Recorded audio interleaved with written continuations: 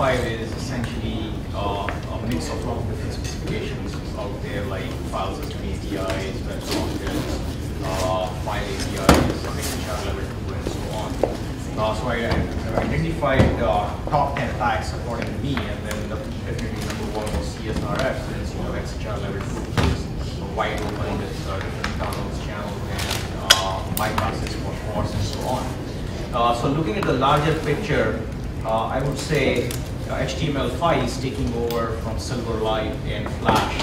So the only technology which is going to rule in the next 5 years would be HTML5, since already Silverlight and Flash started to round out.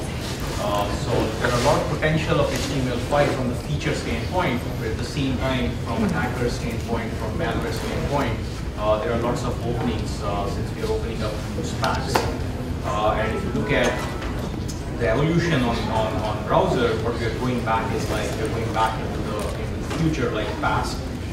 We have like we dumped the thick client, and now we are adopting thick client back. So pretty much a browser is no longer your thick client; it is a absolutely thick client. I would say a browser is running like a mini OS now.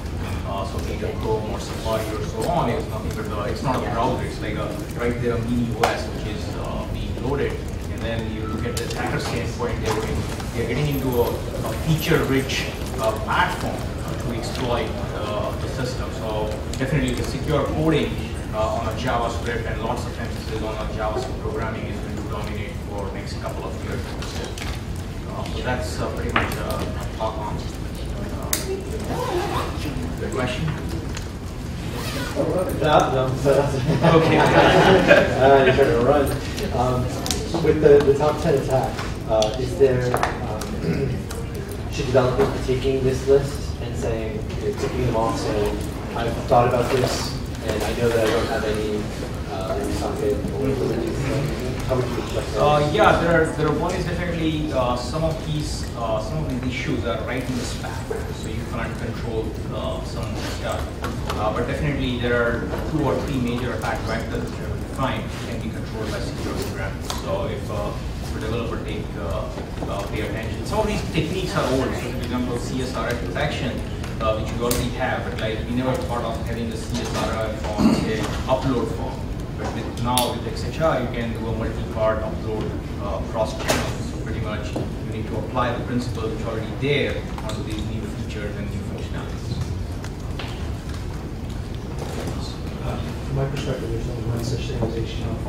Every browser kind of implements it differently. I don't know if you see it the same way, but from your perspective, is IE, Opera, Safari, Chrome, or Firefox more vulnerable or any more secure? Yeah, some of them, as I said, for example, a WebSocket. So WebSocket has come up and people have started to implement WebSocket into the browser stack, and then they figure out some of the vulnerability of WebSocket. So Firefox has dropped WebSocket support from their list and so on. So it's pretty much at this point people are picking and choosing what they want to implement in the browser. But if you look at the longer picture, maybe 1 year or 2 year down the line, like every important specs is bound to implement into the browser. So there is no, as such, there is no known vulnerability as such out there. It's just the specifications which is out there at this point.